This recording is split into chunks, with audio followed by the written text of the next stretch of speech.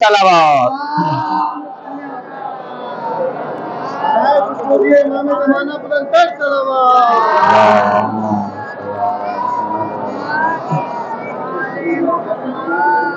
اعوذ باللہ من الشیطان الرجیم بسم اللہ الرحمن الرحیم نحمد و نصلی علی رسولہ الکریم قال امام صادق علیہ السلام من زار قبر الحسین علیہ السلام عارفا بحقہ فلہ الجنہ صلوات بھیج محمد والے محمد.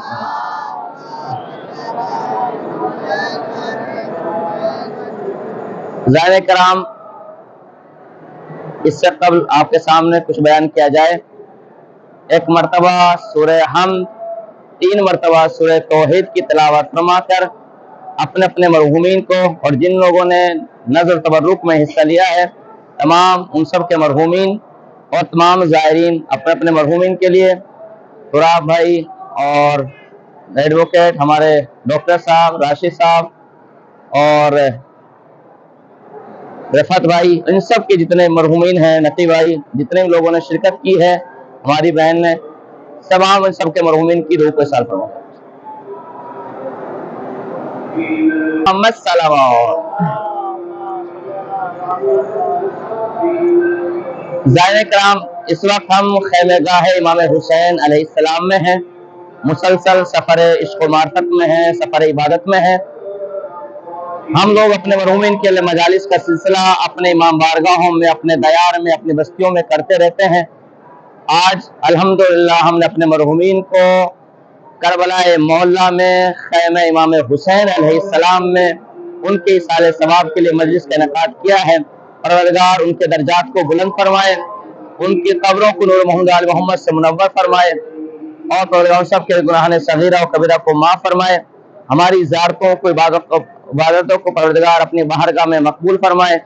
عزیزان گرامی، اس سے بڑی کوئی سعادت نہیں ہو سکتی کہ آپ کے قدم مبارک، آپ کا چلنا، آپ کا اٹھنا، آپ کا بیٹھنا ان جگہوں پر ہو رہا ہے جہاں پر اہل بیت علیہ السلام کے قدم مبارک پڑے ہیں، جہاں پر اہل بیت علیہ السلام کی خواتین نے اپنے قدم کو رکھا.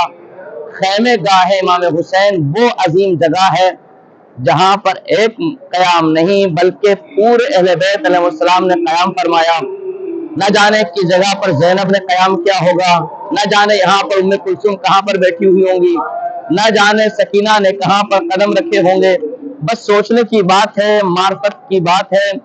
اپنے احساسات کو یہ سوچنا ہے کہ ہم اپنی امام بارگاہوں میں نہیں ہے جہاں پر ہم یہاں کے مسائل سنتے ہیں کہ خیموں میں کیا ہوا تھا وہاں پر روتے ہیں. بس آنکھوں کو کھولنا ہے کہ یہیں پر خیمے لگے ہوئے تھے، یہیں پر آگ لگی ہوئی تھی. بھئی یہ سوچنا ہے، تصور کرنا ہے. ایک تھوڑا سا خاکہ آپ کے سامنے بیان کرتا ہوں. جب امام حسین سامنے یہاں خیمے لگائے نا، پہلے خیمے فرات پر لگے، دوسری مرتبہ جب یہاں خیمے لگے نا تو امام حسین السلام نے کیا کیا؟ چاروں طرف خندق کھدوائی، چاروں طرف خندق کھدوا کر اس میں آگ کو روشن کیا تاکہ کوئی ملعون پیچھے سے خیموں میں داخل نہ ہو سکے. پھر اس کے بعد امام حسین نے کیا کیا؟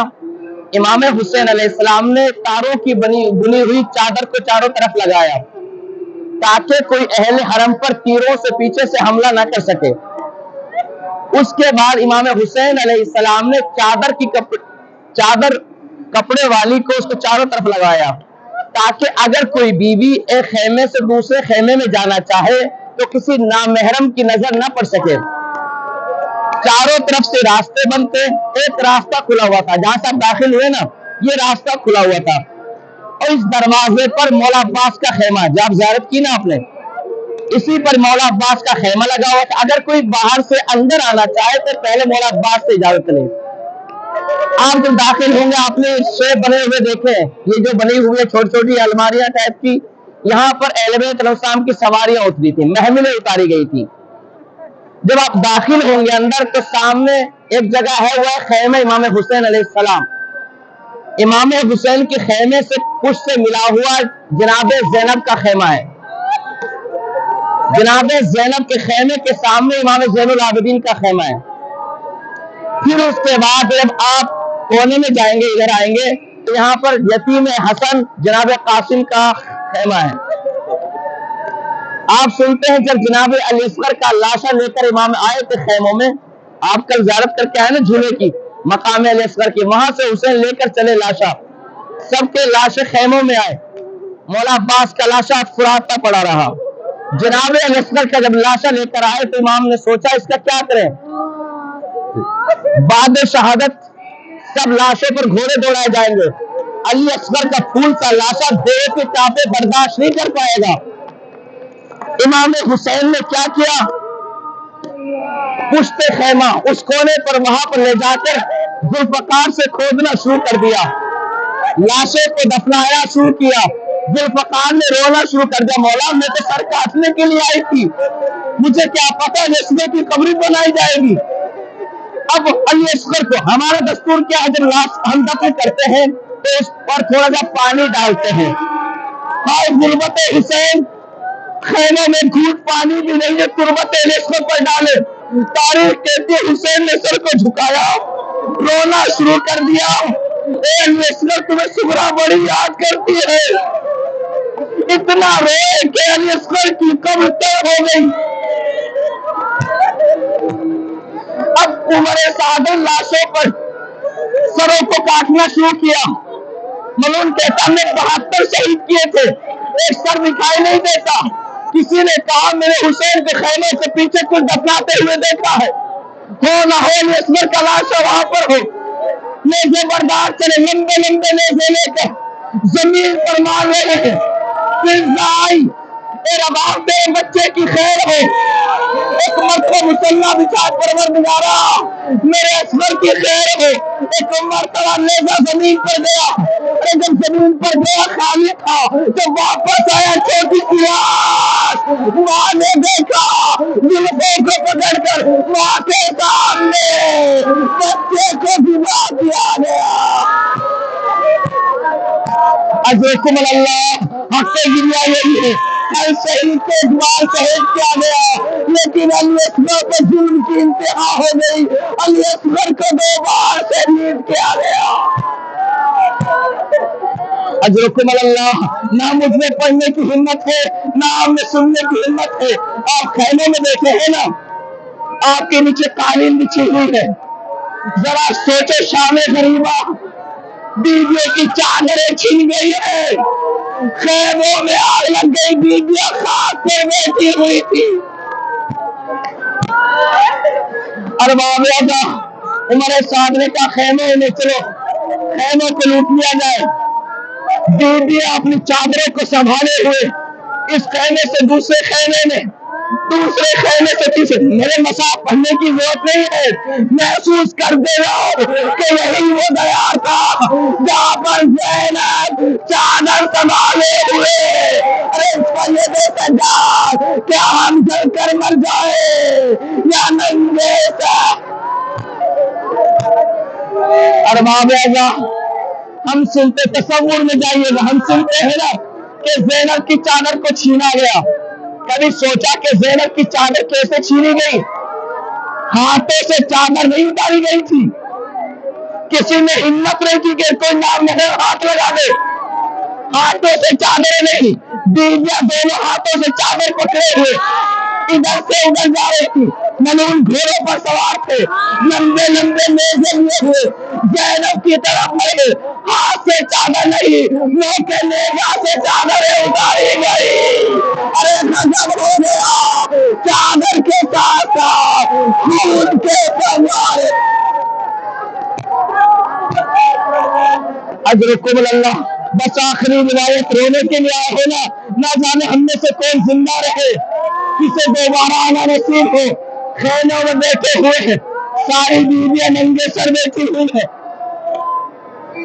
حمید ابن مسلم کہتا ہے ایک خیمے میں آگ لگی ہوئی تھی، میں نے کیا دیکھا، ایک 4 سالہ بچی سکینہ چلتے ہوئے خیمے سے باہر نکلی، کانوں سے خون بہ رہا ہے، رخسار نیلے ہو چکے ہیں، دامن میں آگ لگی ہوئی ہے، بچی میدان کی طرف دوڑ رہی ہے، میں قریب جانا چاہتا ہوں، بچے نے ننھے ننھے ہاتھوں کو جوڑا اور کہا شیخ نہیں رک جا، امام رسول ہے، ہمیں کوئی نامحرم ہاتھ نہیں لگاتا. امین کہتا ہے بیوی میں تیرے دامن کی آگ بجھانا چاہتا ہوں کہ تو مجھ سے کرم کرنا چاہتا ہے. مجھے یہ بتا دے نجف کا رستہ بیوی نجف جا کے کیا کرے گی؟ کہا میں وہاں پر میرا دادا علی رہتا ہے. آخری بات تاریخ میں بیان لکھا ہے. رو لیجیے گا. رونے پر آپ پہ کوئی پابندی تو نہیں ہے نا. زینب جب رونا چاہتی تھی شمر ملول تازیانہ لے کر آ جاتا تھا.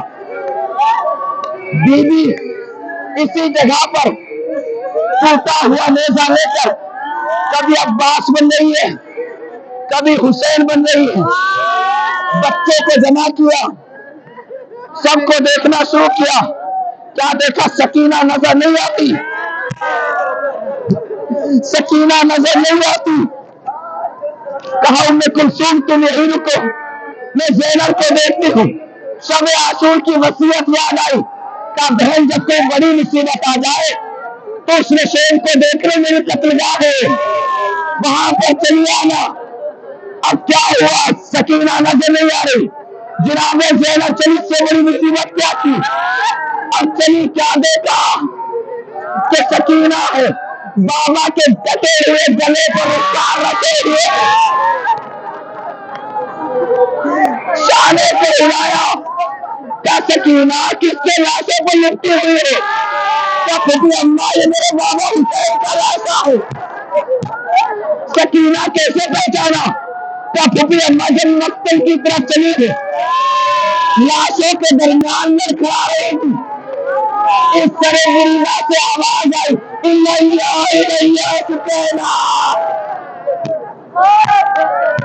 بیٹی, لاشوں کو پہچاننے کے 2 طریقے ہوتے ہیں. یا تو کپڑوں سے پہچانا جاتا ہے یا چہرے سے پہچانا جاتا ہے. نہ تو اس پر چہرے ہیں نہ اس میں کپڑے ہیں, تم نے کیسے پہچانا؟ کیا اس طرح مریضہ سے آواز آئی. جب میں قریب پہنچی, آپ صاحب اولاد ہیں, خدا تمہاری اولادوں کو سلامت رکھے. جن پر اولاد نے خدا انہیں اولاد عطا کرے. سنیں گے سکینہ سینے پر سوتی تھی نا. جب بابا کے لاشوں پر پہنچی سکینہ سراہنے پہنچی, وہاں اتنے تیر ہیں نظر نہیں آتا. سکینہ پالٹی آئی پیروں کی طرف آئی, وہاں اتنے تیر ہیں. سکینہ چاروں طرف لاشیں کے گھوم رہی ہے, سونے کے لیے کوئی جگہ نظر نہیں آتی. ایک مرتبہ سکینہ کٹ گئی, کٹے ہوئے گلے پر رخسار کو رکھ دیا. اے بابا بیان اسور مار دیے گئے. اے بابا ہماری چادریں چھین گئی. اے بابا اتنے تماچے مارے گئے, اب کوئی ہماری فریاد سننے والا نہیں.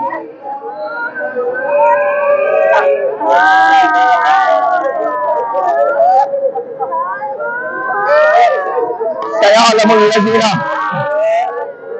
ظلموا أي منقلب ينقلبون إنا لله وإنا إليه راجعون.